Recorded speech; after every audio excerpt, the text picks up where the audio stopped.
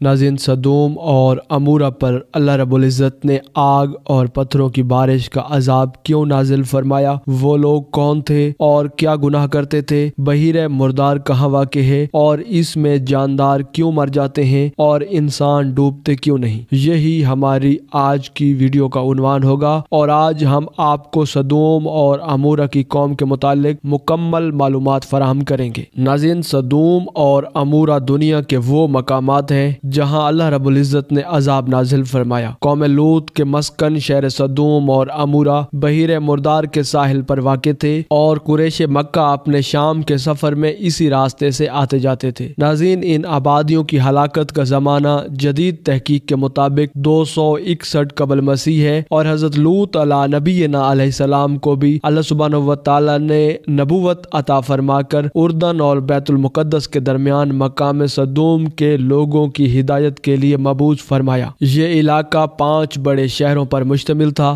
جن کے نام سدوم، عمورہ، پالے یا اصغر تھے۔ ان کے مجموعہ کو قرآن کریم نے متفقہ یا متفقات کے الفاظ میں کئی جگہ بیان فرمایا ہے۔ عمورہ ان شہروں کا دارالحکومت یا مرکز سمجھا جاتا تھا۔ حضرت لوط علیہ نبینا علیہ السلام نے یہیں قیام فرمایا۔ زمین سرسبز و شاداب تھی، ہر طرح کے غلے اور پھلوں کی کثرت تھی۔ یہ تاریخی تفصیلات بحر محیط، مزری، ابن کثیر، المنار وغیرہ میں مذکور ہیں۔ ناظرین، بیت المقدس اور نہر اردن کے درمیان آج بھی یہ قطع زمین بحیرہ لوط یا بحیرہ مردار یا بحیرہ میت کے نام سے موسوم ہے، اور انگلش میں اسے ڈیڈ سی کہا جاتا ہے۔ اس کی زمین سطح سمندر سے گہری ہے، اور اس کے ایک خاص حصے پر دریا کی صورت میں ایک عجیب قسم کا پانی موجود ہے جس میں کوئی جاندار یعنی مچھلی یا مینڈک وغیرہ زندہ نہیں رہ سکتا، اور انسان اس کے اندر نہیں ڈوبتے، اس لیے اس کو بحیرہ میت یا بحیرہ مردار یا ڈیڈ سی کہا جاتا ہے۔ یہی مقام سدوم بتلایا جاتا ہے۔ ناظرین، الٹائی ہوئی بستیوں سے مراد حضرت لوط علیہ نبینا علیہ السلام کی قوم کی بستیاں ہیں۔ حضرت جبرائیل امین علیہ السلام نے بحکم الہی ان بستیوں کو اپنے پر کے اوپر اٹھایا اور بلندیوں پر لے جا کر انہیں اٹھا کر زمین پر دے مارا۔ پھر بھی اللہ رب العزت کا اس قوم پر غضب کم نہ ہوا تو ان پر پتھروں اور آگ کی بارش برسائی۔ حضرت لوط علیہ نبینا علیہ السلام کا مرکز تبلیغ یہی مقام سدوم کا شہر تھا، اور یہ الٹائی ہوئی بستیاں غالباً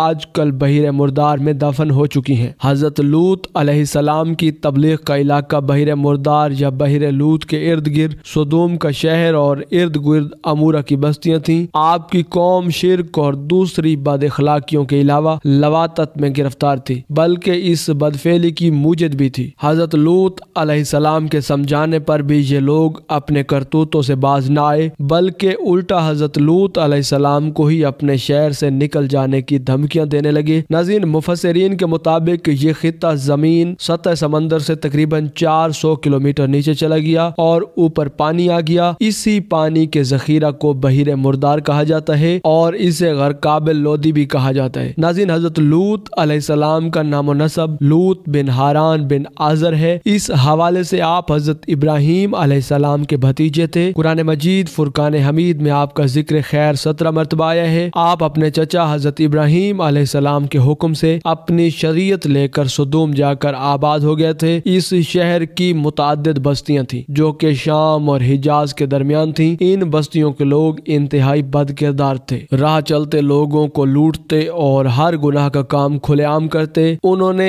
ایک ایسی بد کرداری ایجاد کر لی تھی جو اس سے پہلے کسی نے نہیں کی تھی۔ یہ مرد آپس میں بدفعلی کرتے تھے۔ اللہ رب العزت نے ان کے گناہوں کے افعال کا ذکر ان الفاظ میں کیا ہے: اور ہم نے لوط علیہ السلام کو بھیجا جبکہ انہوں نے اپنی قوم سے فرمایا کہ تم ایسا بے حیائی کا کام کرتے ہو جس کو تم سے پہلے کسی نے دنیا جہان والوں میں سے نہیں کیا۔ ناظرین، اسی طرح سورہ نبوت کی آیت نمبر 29 میں اللہ رب العزت نے فرمایا: اور مسافروں کو لوٹتے ہو اور اپنی مجلسوں میں برے برے کام کرتے ہو۔ یہ لوگ اپنی محفلوں میں ہر برا کام کرتے اور کسی کا لحاظ نہ کرتے۔ حضرت لوط علیہ السلام نے ان کو اللہ کا پیغام پہنچانے کی بہت کوشش کی، ان کو غلط کاموں سے روکا، ان کو سمجھایا، مگر یہ الٹا کہتے: اے لوط، سچے ہو تو ہم پر خدا کا عذاب لے آؤ۔ اور آپس میں یہ طے کیا کہ چونکہ لوط علیہ السلام پاکیزہ رہنا چاہتے ہیں تو ان کو بستی سے نکال دو۔ حضرت لوط علیہ السلام نے ان کی سرکشی کے مقابلے میں اللہ رب العزت سے دعا کی، اے پروردگار عالم مجھے شریر لوگوں کے خلاف فتح یاب فرما۔ ناظرین، جب اس قوم کی سرکشی اور بے حیائی عروج پر پہنچ گئی تو اللہ رب العزت نے ان کو عذاب دینے کے لیے خوبصورت فرشتوں کو بھیجا تاکہ ان کی برائی پر شہادت قائم ہو کر ان کی ہلاکت پر مہر لگ جائے۔ ناظرین، اللہ رب العزت نے حضرت جبرائیل علیہ السلام، حضرت میکائیل علیہ السلام اور حضرت اسرافیل علیہ السلام کو حکم دیا کہ وہ لوط علیہ السلام کی دعا پر ان کی بستی جائیں، مگر پہلے حضرت ابراہیم علیہ السلام سے ملتے ہوئے جائیں۔ فرشتے ان کے گھر مہمان بن کر خوبصورت نوجوان لڑکوں کے روپ میں اترے۔ حضرت ابراہیم علیہ السلام آپ کی خاطر تواضع کے لیے ایک موٹا سا بچڑا بھون لائے، مگر وہ فرشتے تھے اس لیے کھانے کی طرف ہاتھ نہیں بڑھایا۔ تو حضرت ابراہیم علیہ السلام گھبرا گئے اور پوچھا کہ آپ کھاتے کیوں نہیں؟ تو انہوں نے اپنی حقیقت اور آنے کی وجہ بتا دی۔ حضرت ابراہیم علیہ السلام نے کہا، بھلا تم اس بستی کو کیوں کر ہلاک کر سکتے ہو؟ وہاں تو 400 مومن بھی ہیں۔ فرشتے بولے نہیں۔ کہا 300، بولے نہیں۔ فرمایا 200،